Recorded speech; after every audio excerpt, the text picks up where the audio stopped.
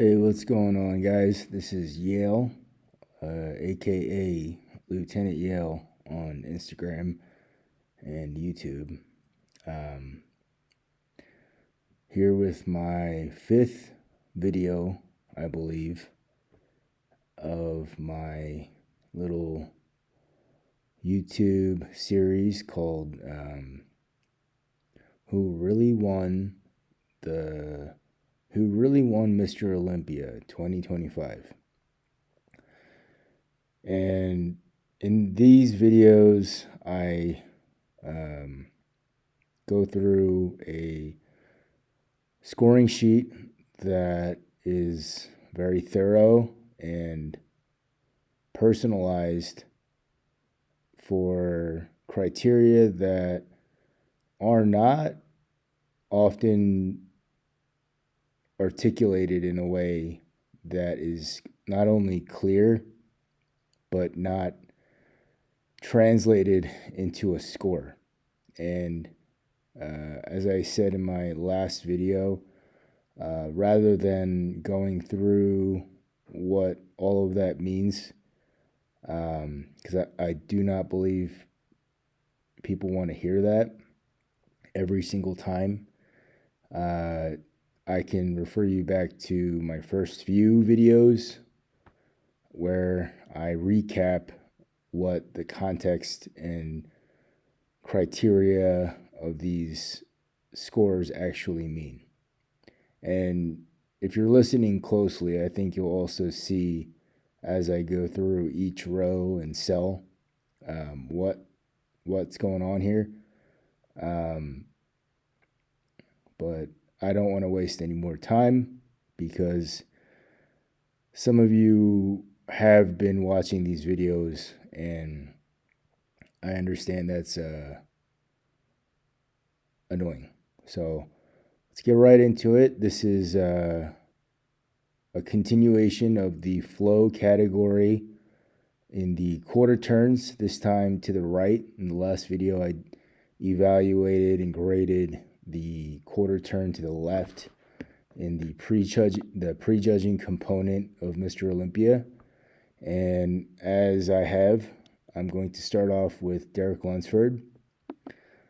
And if you recall, I have 9 different criteria to meet for a perfect score in the quarter turns. The left and right criteria being exactly the same. And the scores here, I know I said I wouldn't recap too much, but I do want to say that every score in this category of this rubric, the non-posing criteria, as I call it, is a score that's between 1 and 6 as far as the ones place goes. And the decimal value is based on the amount of criteria that was missed divided by the total amount. So if in this case there's 9 different criteria, if there's a competitor who misses 2 of the 9, they have a decimal value of 0.22 added to their score. And that's why you may see in this row, or you probably see now that I pointed it out, Nick Walker has a 6.22 in the case of the flow of his physique in the quarter turn to the right.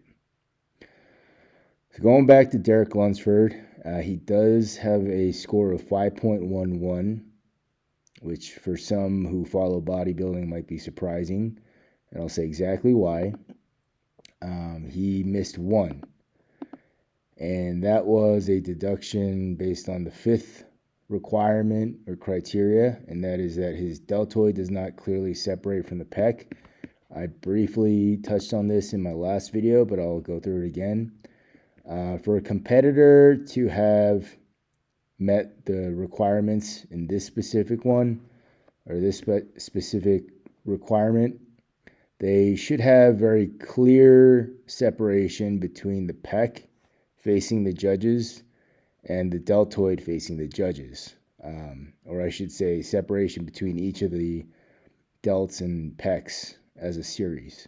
So if you look here, I'm sure you can see it in person closer, but I think there is something to be said about how well defined that separation is from a camera at this distance.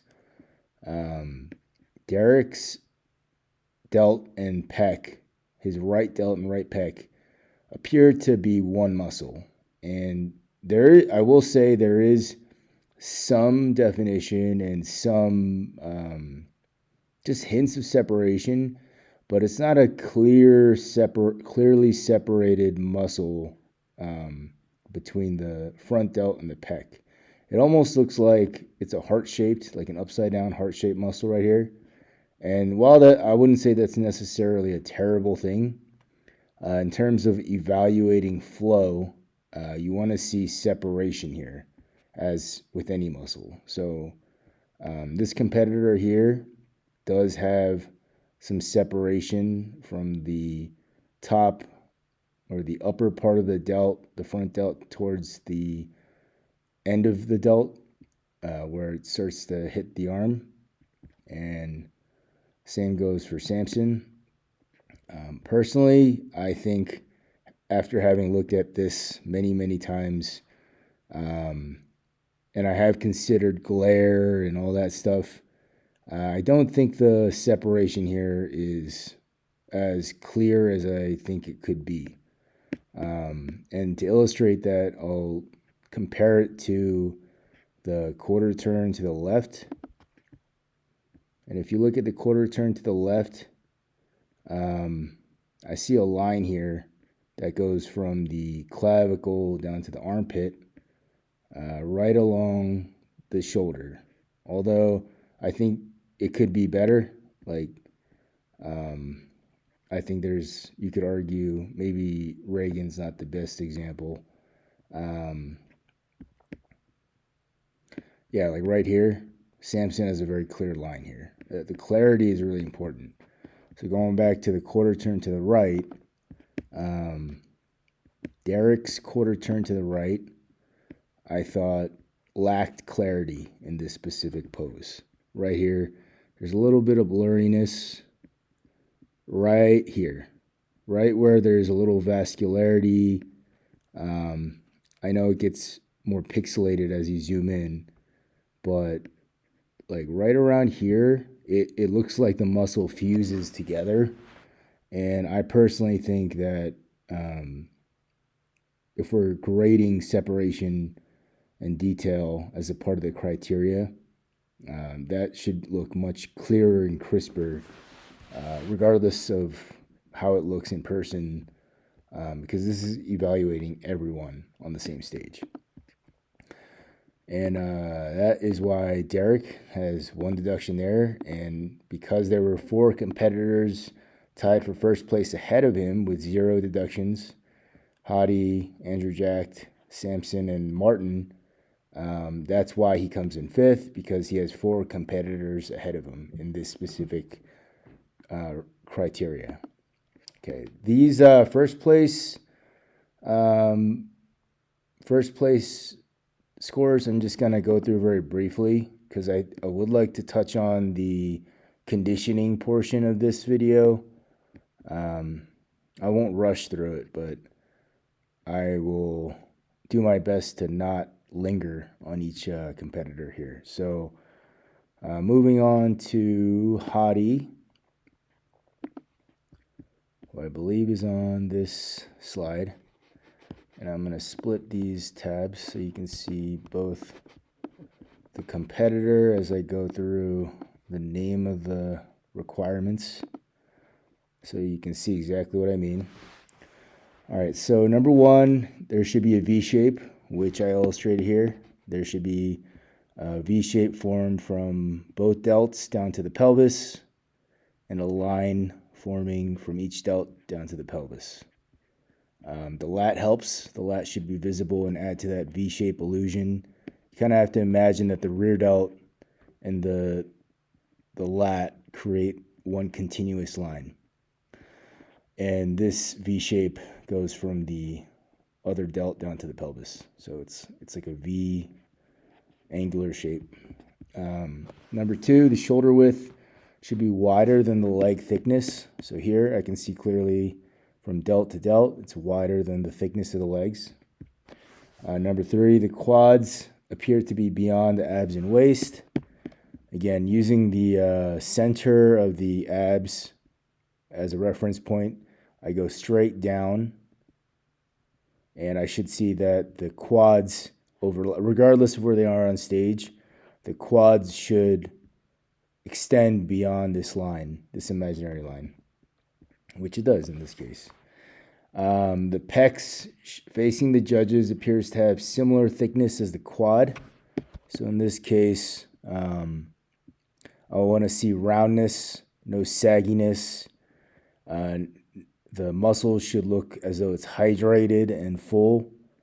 Not necessarily looking for striations with this pec stretched out like this, but I want to see it matching the fullness of the quad, which by that I mean I want to see like a shadow right at where the knee meets the quad, and a shadow underneath the pec minor or the lower pec,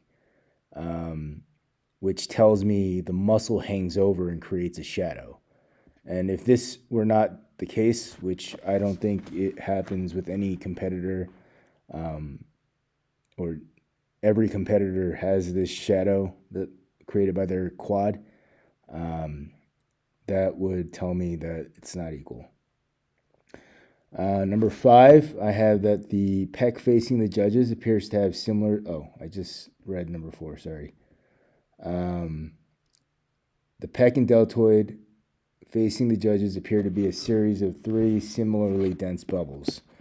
So what I mean by that is I want to see like a circular bubble shape here, followed by the pec and the other pec, and more so this center pec, or the one surrounded by the delt and the other pec, it should be the largest of the 3. I like to think of the pec surrounded by similarly developed muscles, or at least that's the illusion it creates. So if this pec looks kind of to be similar in space, like the amount of space that it takes up looks similar as this pec, that to me is very aesthetic and a good thing. If this muscle looks to be equal in size as this delt or smaller, that's not a good thing. So I'd like to see not only a series, but there should be a muscle that's larger surrounded by 2 other smaller muscles. Continuing here, I have that the rear delt and tricep both have roundness separated clearly at the rear delt. So here I want to see separation, I should say, with the brachialis as well. And I can see that there's a line going from the end of this delt here down to where the medial delt and rear delt meet. That's good. Number 7, I have a requirement for the pecs to appear to be a few inches thicker and hangs over the abdominal wall. If you notice, this requirement overlaps with the 4th one, where I'm comparing the quad and the pec, and that's intentional. This adds weight to some of the muscles highlighted in this pose. So if a competitor, let's say, were to not meet the requirement of number 4, in theory, that means that they should also, or not should, but likely to miss or get a deduction on number 7, which illustrates how important this specific requirement is. Let's see here. Number 7, pecs appear. I just said that. Number 8, rear delt, upper trap, and triceps cascade. So what I mean by that, there's peaks and valleys created here. So there's a peak followed by valley, peak, valley, peak, valley. So it almost looks like notches or like series of bumps created, and that's very ideal in this pose. Number 9, the brachialis and bicep appears to hang over the forearm, and in this case they do. You see here that the brachialis and the bicep extend beyond the brachioradialis or the forearm here, and that's a good thing. It's very aesthetic. It's ideal. All right, moving on here. Andrew Jack is next, so I'm going to move over to, I believe he is in the slide after. Oh, okay. This is, I know I made a notation somewhere. And I think I made it on this spreadsheet. So this was interesting, at least to me. Because Andrew did not have a clear quarter turn to the right available on NPC News Online, he posed really late or didn't hold a pose long enough to have the camera capture that pose for him. He just, for whatever reason, doesn't have that picture on NPC News Online. So he retains I gave him the same score as he did on his quarter turn to the left, which I think is important to note here because this gives insight into what actually happened. And I think it's good to keep that in mind for anyone using this, either as for educational purposes or just for fun. I don't know if anybody would do that for fun, but it illustrates how important holding a pose is. Because if I, as a cameraman, or I think his name is Jeff Binns, if he can't capture that photo in time, which he has the time to because he is a trained professional for this type of event, what does that tell you the judges are capable of, right?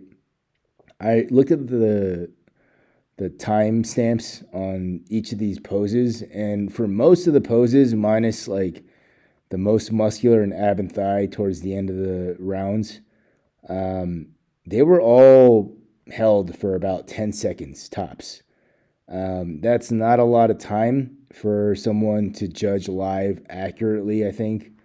And if someone is looked at, depending on the judge, and they are looked at the wrong time, I think it is, I don't want to say fair to assume, but I think you can make the case that there's potential that competitor was either docked points or deducted, or however you want to put it, penalized in some way, because that judge just does not have the time to or care to evaluate that person again. So if you're a competitor watching these videos, I think that's good to keep in mind that how long you hold a pose, how fidgety you are, or whether or not you get it right the first time does matter a lot, in that it influences how you are perceived on a judging panel, right?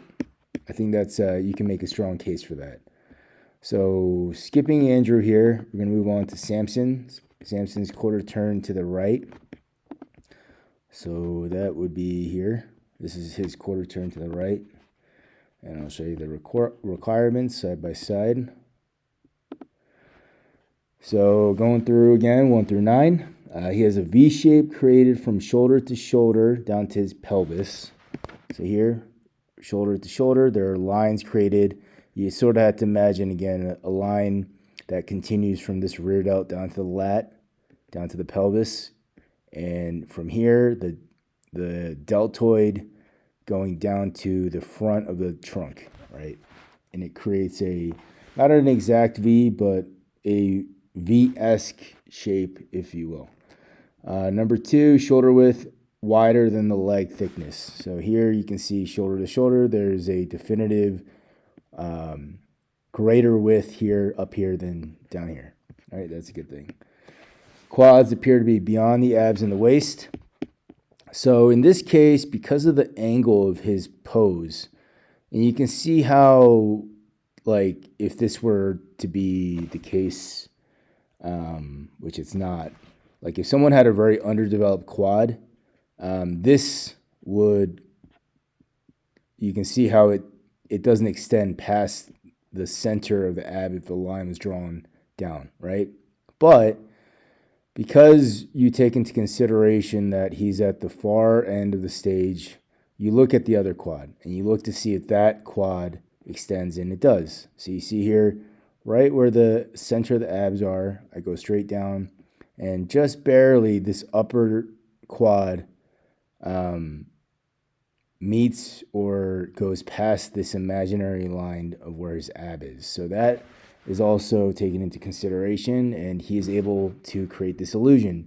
If you think of this in terms of art or just more of like a clinical sense, these muscles here create density or take up space, right? You know that there's two different legs here, but they have some space taken up in this photograph.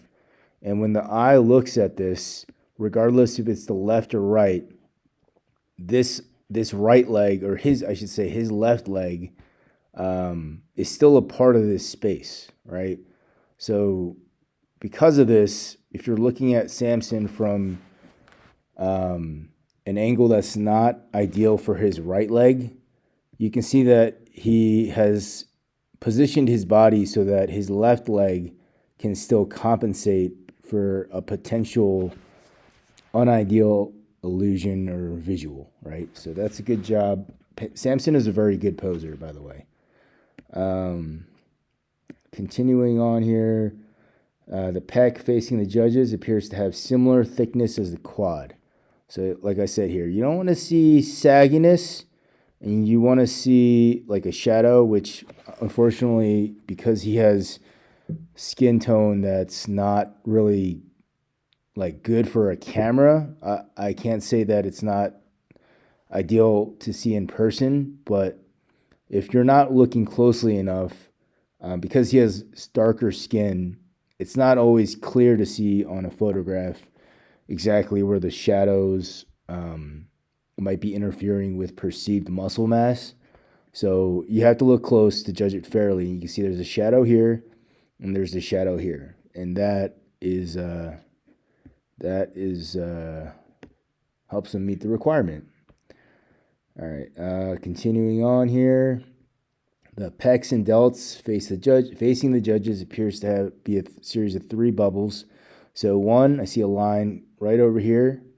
This is the centerpiece and the other pec. All right, 1, 2, 3. That meets the requirement. Number 6, rear delt and tricep appear to both have roundness and separated clearly. So there is roundness, and there's separation here. I see a line right where almost actually up to the front delt, continuing to the rear delt, right? That's good. The pecs appears to be a few inches thicker and hangs over the abdominal walls. Again, this is like adding weight to how important the pec development is in this pose. And it does hang over. You see a shadow here. Number 8, rear delt, upper traps cascade, peak, valley, and this is a very small peak, but it counts. Peak, valley, right? 1, 2, 3. It's not necessarily about how pronounced these are. It's in relativity to the rest of the physique. So had this been any flatter, he would not have met this requirement. And in reality, you can also assume that this tricep is very thick, even though it looks relatively flat. Because he is such a big person, this amount of muscle is much thicker than you might expect if you weren't aware of how big Samson actually is. All right, continuing on here, the brachialis and bicep appear to hang over the forearm, which they do. The brachialis here and the bicep hang over the forearm. So good job to Samson. This is about flow again, not conditioning. Which I want to point out while I'm thinking about it. I know there's a case to be made that lines contribute to conditioning, and I took the time to include lines in the flow of physique because I thought about it in a very like almost legalistic sense, in that I asked what would happen if a competitor didn't have any lines. And you're basically just judging like the silhouette of a physique. And I think that would actually not only be unrealistic, it gives you insight into how lines are relevant into the flow of a physique, because you're not only looking at the outline of the shape of the muscles, but the outline of it within the frame of the muscle. And that's why I emphasized earlier that although Derek, where is he? Derek here in his quarter turn, no, it was the quarter turn to the left again, because I know this is like really tough to judge. No, it was the right. Although it is, I shouldn't say although, it is tough to judge, because if you look here, like your mind can play tricks on you. Like I saw this right here and I kept thinking to myself, I know there's a deltoid. Like I know this isn't one muscle. He doesn't have some mutation or deformity where his pec and delt are like a single muscle. I know that's not the case, but I'm also aware that he had an injury. I don't remember if it was his left or right arm or both. But I think about how, okay, maybe because I'm aware of a potential injury that might influence how I'm looking at this. So I try to remove that from my mind, that, okay, maybe I'm judging based on an injury here, but because that shouldn't be relevant, right?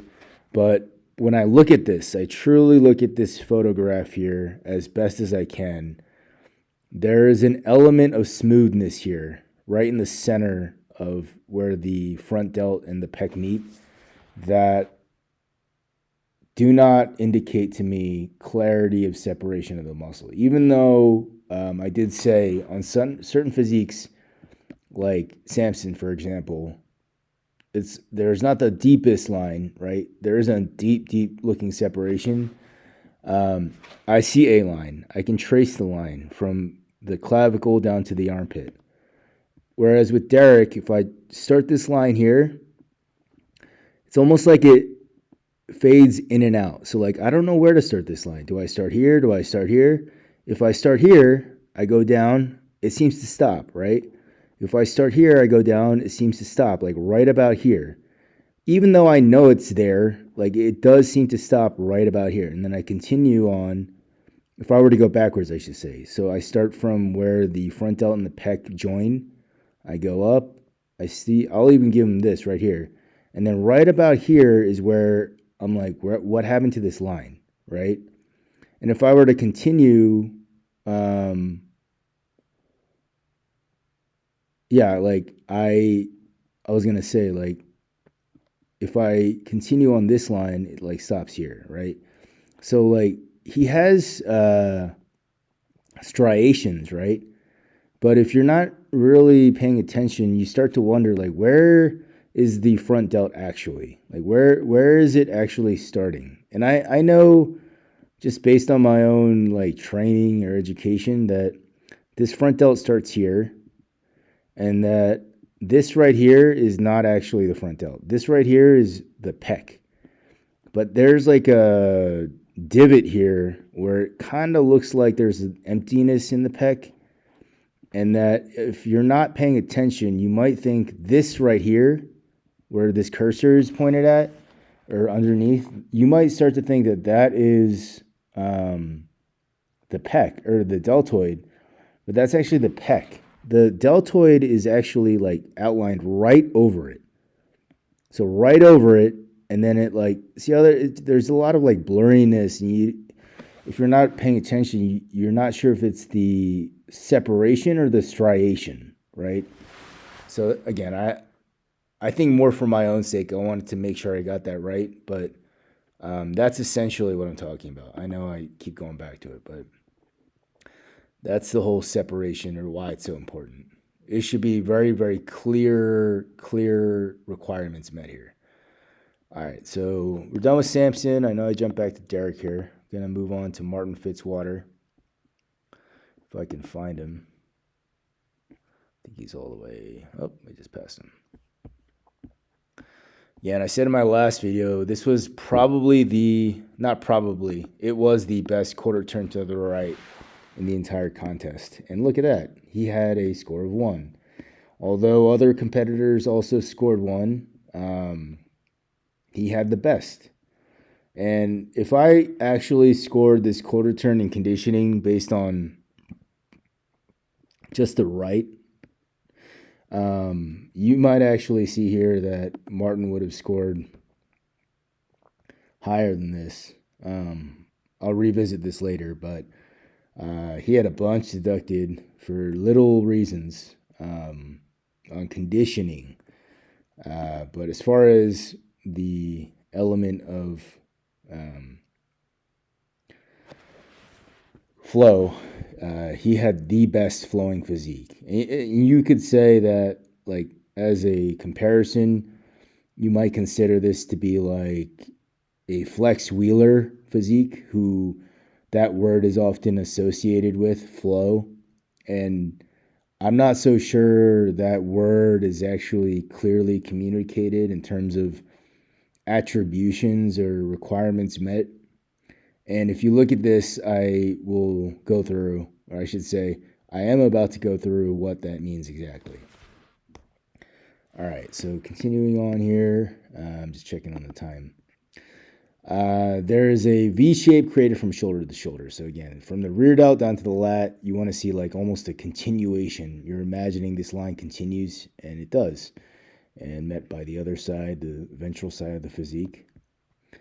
The shoulder width wider than the leg thickness, and that is definite here. You see there's like almost like a curved line, a curve that if it were straightened out, you would even see more width, right? But we're not illustrating that.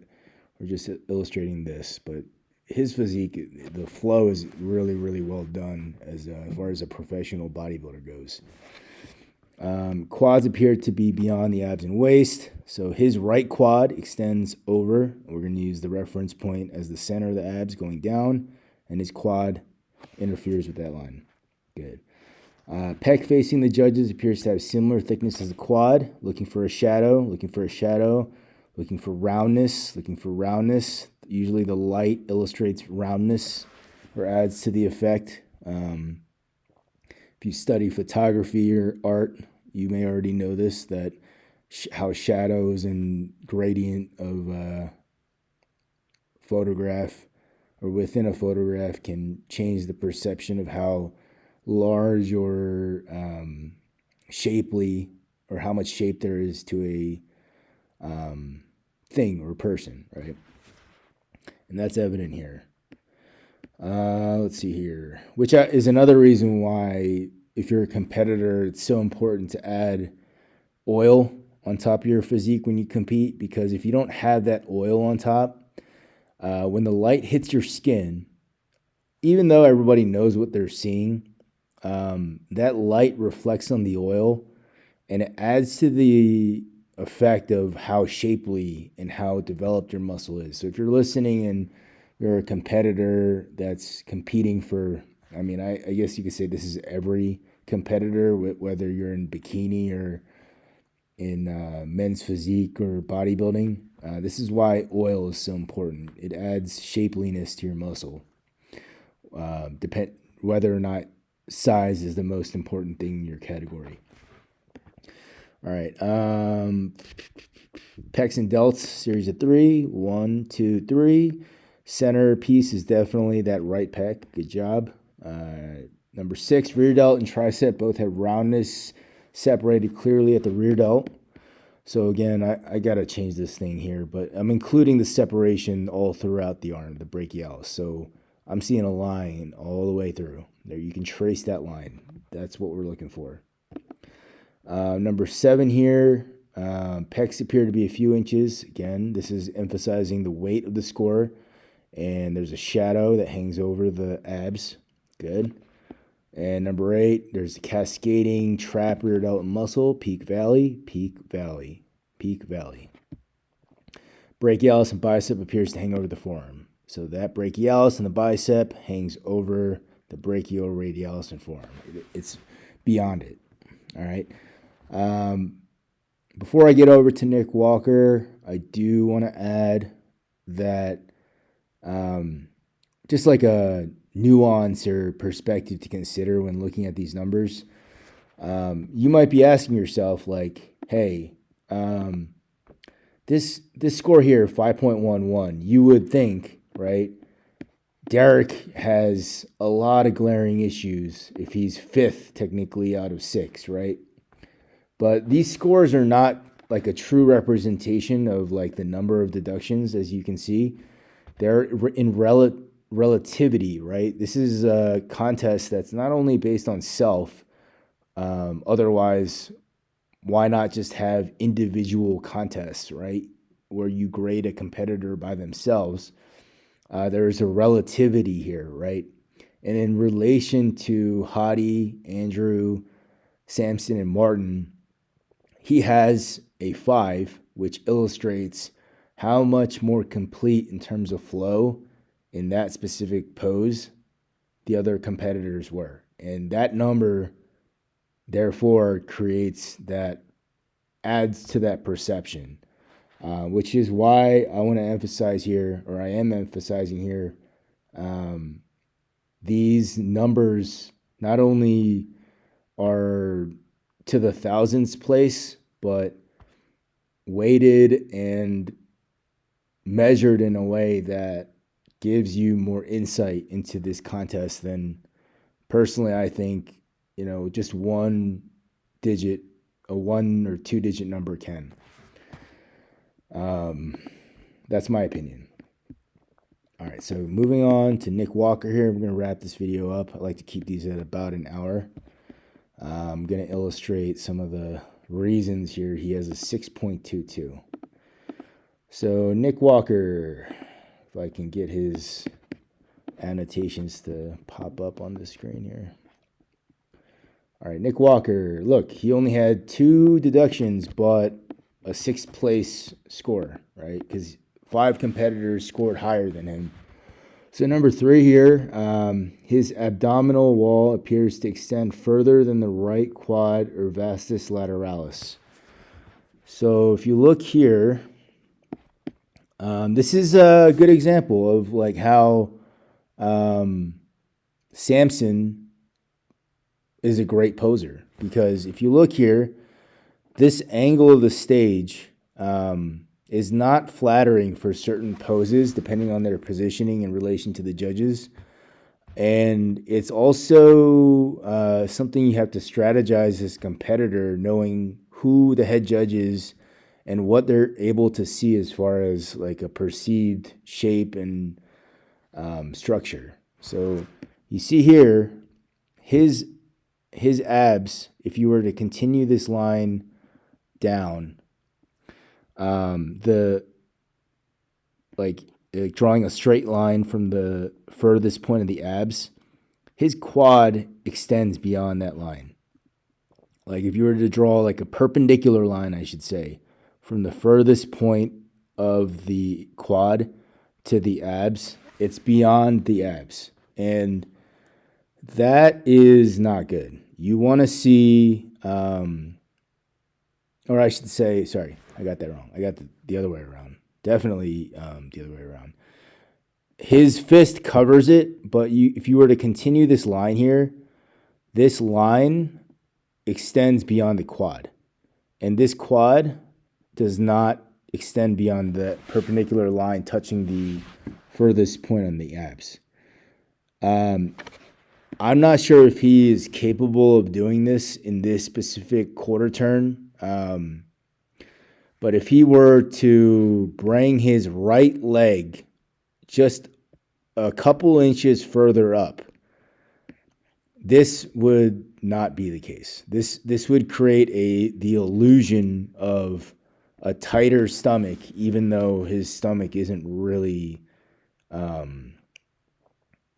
like, it's not necessarily the worst, right? I've seen some people might say he has palumboism or whatever in certain shots, but I think relatively speaking, Nick Walker has a pretty good midsection for someone with his amount of mass. Even if you remove any personal biases, I think he's pretty good at ab control, which is really impressive at his size. So that's why he got a deduction there. And then for the fourth one, his quad appears to be more developed than his pec. So I did take a lot of time to think about this, because I thought about it I thought about these criteria for every competitor in as similar of a way as possible. And you might have, if you were paying attention, you might have heard, I'm looking for that shadow, right? And there's definitely a shadow here, and there's definitely a shadow here. And I don't personally have a clear way to articulate, okay, how much shadow is required in order to say that, oh, they're both fully developed. And I don't think that would be fair if I were to just say that, right? But the reason I did say that his quad appears to be more developed than his pec in this case, if you look at where the mass here is, if you look at the mass here on the quad, you see like a line going across, and you see another line here. This kind of like bulging visual right here, 1, 2. And then you see that, I want to show you like how it looks compared to someone else that doesn't have this. I'll use this guy as an example. Not the best conditioning, but as far as the shape goes, there's one continuous line, right? There's a line or a curve that's continuous. Here I see almost like a cascading effect on his quad. And what that tells me is that it is very developed. It is very, very much developed to the point where you're seeing like additional bulges and bumps on that quad. That vastus lateralis, where it meets the rectus femoris, there's a lot of mass right here, right? And because of that, it looks more developed than the pec. Now, if the question then becomes, well, should you deduct somebody for having development, right? Like, it's not really fair to say, all right, so this dude has a good quad, a very impressive quad. So why should he get a deduction for it? Because this criteria is judging relativity, right? So for this, constructively, for this pec to have as equal of an amount of space or impressiveness as this quad, he would either have to step on that quad, this right foot, and not elevate it. You can see here, there's a little bit of elevation. Therefore, this allows him to extend his leg harder than if you were to be standing and putting all that pressure on the right leg. That might actually allow it to look equally developed. But I don't know if this was a in the moment thing or he was told to do this, but if you even see in his left heel, there's discoloration here, and that's because, or there's a redness here, and that is because he is putting all that weight, most of his weight, on his left heel or his left foot. And this allows him to really extend his leg hard here in his right leg. But because of that, I think that actually made his right quad look more developed than his right pec.